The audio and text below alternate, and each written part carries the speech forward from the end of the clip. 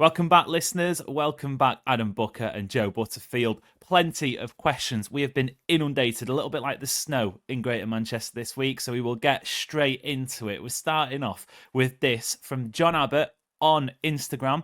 Any hunch that Manchester City will make zero, zilch, none signings in the January window? Adam, you and I spoke a little bit about this yesterday, although the goalposts have moved a little bit since. But Joe, Happy New Year, by the way. The floor is yours. Happy New Year. I think, thankfully today it's starting to look a little bit more like these Marmoush rumours are gaining a little bit of traction. So I'm really hoping that leads to something happening. I think obviously I think Jack Gordon said it. What for listeners will be yesterday. That it's kind of the same situation as last week when sort of obviously everyone felt like half of Egypt got the memo that Marmoush was coming to Manchester City. But I think the feeling amongst City has been that he wants a move now rather than later, and City want to make that happen. And I think that there's some noises coming out of Frankfurt that maybe that's on the cards in January for a relative. I mean, I think 50 million is the sort of number that's being bandied about, and I think for a player in City's squad, a caliber that can be bought by us at this day and age, feels like a no-brainer really. But so I'm hoping that at least will get done. But it's kind of worrying otherwise that there aren't really many other massively concrete links apart from is it Kusanov, the centre back? That's the only one there is. So I kind of feel like if Marmoush doesn't get across the line, especially with Real Madrid also looking at Kusanov and there being the potential for him to just not come to City, I'm kind of left thinking, are we going to have to just pull something like 4th, 5th choice down the list out of our asses with 2 weeks to go? I don't know what's going to happen here, but hopefully, touch wood, Marmoush looks like it's getting somewhere, and Kusanov, as Lons have said, that he's going to leave there this month. So fingers crossed that means that he's coming to us. But there is a not zero chance that we do sign no one this January, and a little bit of me would find the fallout very funny. So it would be entertaining if nothing else, but it would also be horrendous. Well, I mean, you wouldn't put it past City to not sign anybody. That's the thing, is like we need to remember what club and what set of executives we're talking about here, because going out and spending money in January to arrest a slumping season is not necessarily, there's not necessarily precedent for it, because we haven't had this bad of a slump in really all of the Abu Dhabi era. But yeah, like Joe said, there's obviously a couple deals that seem to be making a bit more headway than in the last 48 hours, which is great news. But if come January, how many days in January? Are there 31? 31. Yeah. Come January 31. 31st. Thank you. Oh, yeah, I thought you said 30. There we go. Come January, well. come the final day of January, if Marmoush and Kusanov are agreed, but both of them aren't coming until the summer, you wouldn't be that surprised, I think. But I'd be furious. Yes, Yeah, correct. That would But really I did piss me say off. on yesterday's episode that it's my belief that there will be one random signing that isn't rumored right now. Some random 29-year-old depth player from Sevilla, or How old's Marcus Rashford? That's a good question. No. Be very. It would be hilarious. It would be hilarious. I think it'd be great. Imagine he comes and reinvents himself. There's quite a few United players who I wish would come to City to prove that it's the environment that they're in that has caused them to be poor players. Yeah. Speaking of a player who City could sign, by the way, John, my answer to that question, like I said, we've got plenty, so we're blitzing through them. I have a hunch. I don't know if it's delusion at this point, but I don't think City go throughout January without adding at least one new face. Maybe that's Claudio Echeverri. Who knows? Who's not even coming in January. Is he not? Well, then, there's that. He's playing in some youth tournament youth through tournament, February, yeah. So it will be on maybe the first day of February, however many days there are in that month. Adam, Latham and Loughton, the double L's, hopefully City won't be taking double L's anytime soon, have asked about Omar Marmoush. Latham said, would signing Omar Marmoush be a good striker option alongside Erling Haaland? Loughton simply puts Marmoush to City. I will give my spiel to begin with, because he's a player who's to use the Tactico phrase, been on my radar for some time. I love it when people on Twitter say they've been scouting this player, and basically, I mean, they've just watched videos. Anyway, that's a personal gripe of mine. Each to their own. But Marmoush has been lighting up the Bundesliga. You and I are obviously very vocal about our love of the Bundesliga. What I will say is, maybe Erling Haaland aside, analysing forwards in the Bundesliga maybe doesn't translate very well to the Premier League just because of its chaotic nature. But he's got the numbers to back it up. He's obviously a talented player, Egyptian international. He moves very well. I think I was on with LB and Hugh Murray on a YouTube stream earlier this week, and I maybe foolishly compared him a little bit to Kylian Mbappe in the style, in the gait. By no means the way they actually, Amos, we're looking for our signings quality. to hit the ground running. All right, please don't compare him to Kylian Mbappe. True, maybe he's streets above, but you get, Adam, you get the point in terms of that sort of coming off the left, an absolute rocket of a right foot, can play as a centre forward. For what City need in January, I think that's a really good option. He's not, world class, but that is where City should be looking. Absolutely. And we've been banging on about Erling Haaland and how he's playing too much football at the moment. And you can tell he's playing too much football. And having a player come in that could potentially play in multiple positions across a front three and gives you a bit more energy, which I think City's attack has been lacking. I don't think the lack of energy comes from the wings necessarily. It's more from your attacking midfielders. But yeah, he's not similar to Julian Alvarez in play style, but I think he's similar to Julian Alvarez in the way that you would utilize him in minutes in off the bench, but also he could start for City in a game of importance if Erling Haaland is unfit, and you'll feel far more confident in an Omar Marmoush playing through the middle than James McAtee as a false nine, or Phil Foden as a false nine, or heaven forbid, Bernardo Silva or Ilkay Gundogan throwing back the years and playing false nine. So, yeah, I think it's a no-brainer considering that City are lacking goals and lacking a replacement for Erling Haaland. Joe, I'm not going to ask you to give us the full scouted report on Omar Marmoush, because he is. I understand. Yeah, I understand why people, see this name and they're thinking, "Sorry, what?" I get that, but let me pose this question to you on the back of the double L's proposition. City will most likely, anyway, have to pay a premium in January. Firstly, because it's Manchester City, they've got the money. Secondly, because of the results City have had in the last couple of weeks, clubs know that they're desperate for additions. Thirdly, because it is January.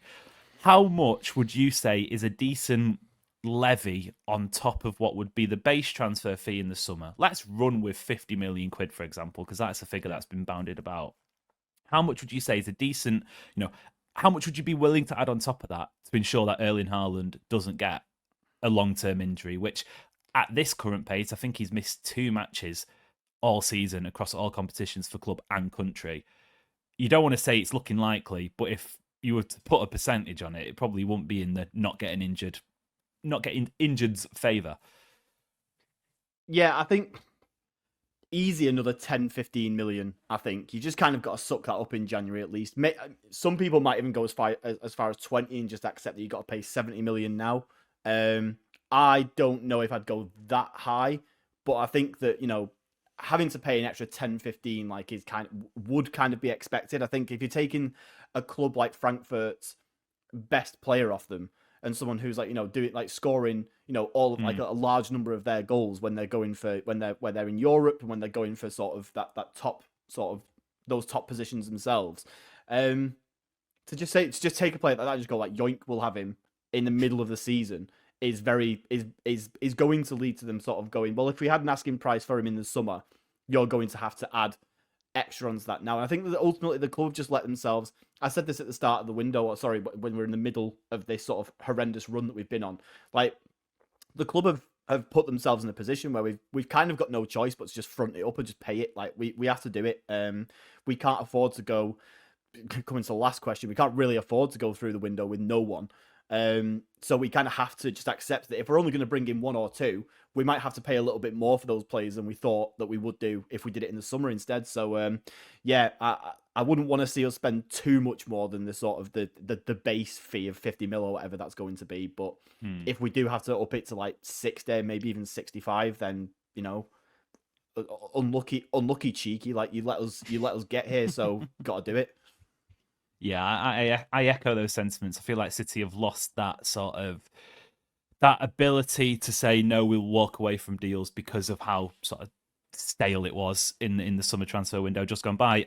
Cool. Let's move on. Marcus on Instagram and Kim on Instagram have both posed questions. This one from Marcus: name one realistic signing and one dream signing for the summer transfer window. And Kim has asked, why don't we bid for Mario Lemina and Destiny Udogie? Adam, would they be your dream and realistic signings? They wouldn't, and I think to go in reverse order here, the reason that City wouldn't bid for players like that is because in order to get players away from Premier League rivals, you have to spend an absolute fortune compared to if you're taking them from a top four team in Liga or the Bundesliga or La Liga. And as far as dream signings and a realistic signing, I think a realistic signing is in the summer, maybe Martin Zubamendi. I think he could probably go down as both dream and realistic. I think there'll be a bit of a bidding war for him in the summer, and I think City should back themselves given their needs and their ability to spend to go out and get him. Dream signing for me would be, I think maybe Jared Branthwaite from Everton. Nice. Maybe some injury problems, but we've signed players that have had injury problems at past clubs and I think City themselves have more confidence in dealing with those issues with their physio team and their medical team than other clubs. I mean, look at Erling Haaland, for example. I think, a player like him coming in to replace potentially outgoings of John Stones, maybe a Nathan Ake goes in the summer.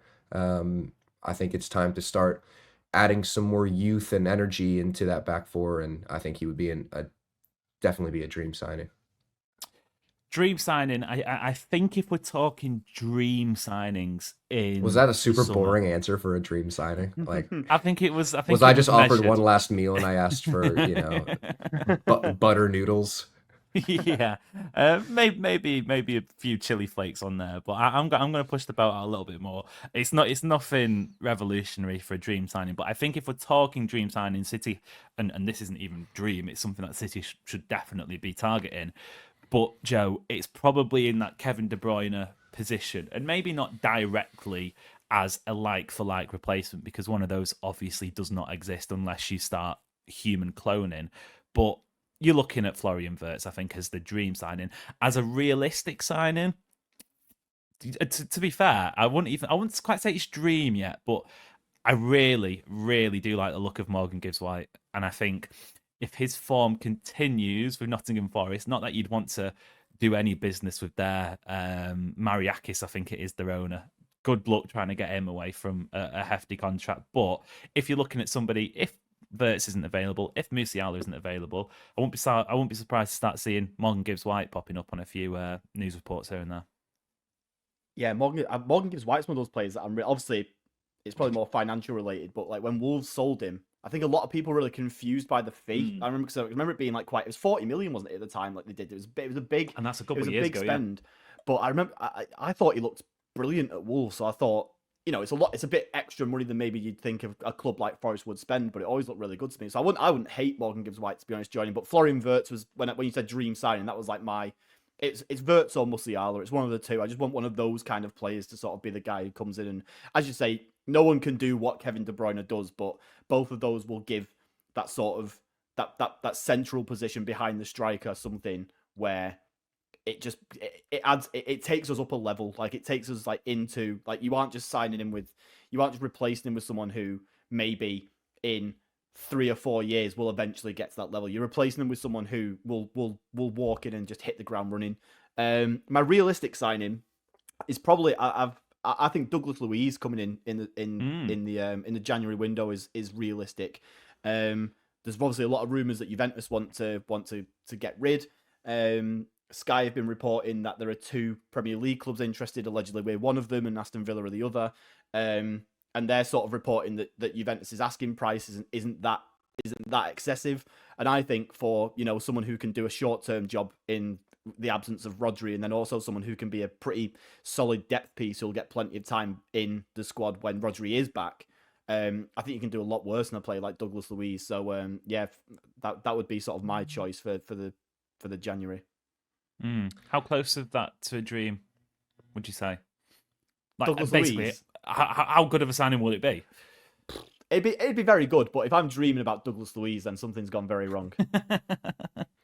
My hot take is that the player you need to be replacing with, like, go all out to replace in the summer is Bernardo Silva, and Phil Foden is he's your Jamal Musiala, he's your Morgan Gibbs White, and the player that you need to add into that midfield alongside, obviously, potentially a Zubamendi or some sort of Rodri replacement or backup or whatever, is a Bernardo Silva player who will have tons of legs, tons of energy, but can also, I mean, I don't need to describe Bernardo Silva to people. I've long held the opinion that you can't replace him with one player. He's 2 players in one, at least in his peak he was. But I think Phil Foden he's your Jamal Musiala. I tell you what, before we've got a couple questions left before the break, can any of you, so for people who aren't aware, FBref, which is a football statistics website, at the bottom of the page, compare statistics to, X amount of players. I'm on the midfielder tab for Bernardo Silva. There's 10 players who FBref reckon are similar-ish to Bernardo Silva. Can any of you tell me, just fire off some names, I'll tell you if they're in there. Rodri, I bet is on there. Nope. No. Bellingham? No. Jude Bellingham, yeah. Which obviously isn't happening. Yeah, well. Rice? Camavinga? Nope, and nope. Valverde? I will say it doesn't always Valverde get it. Sounds good. No. Remarkably, no. One at Inter, who I think would be the ideal. Nico Barella. Yeah. In Ilkay Gundogan's on there, surprisingly. Oh my God. It makes sense these days. 5 years ago, maybe. No, I think it makes sense these days because Bernardo's fallen off as well. God knows what they're comparing there, but funnily enough, Phil Foden as well is actually, I don't know if they do it in terms of ratings, but he's 3rd on the list. Martin Odegaard tops it. Again, probably not happening. James Maddison, I've seen some people sort of pining over his move to Tottenham Hotspur when he left Leicester. I don't think he's City quality, really. No, it never really moved the needle for me when we were linked with him back before Spurs. Alex Baena, though, who is somebody who has been linked to City, so that's maybe one to watch. That was the first part of the show. If you want more, make sure to check the City Ramble wherever you get your podcasts from.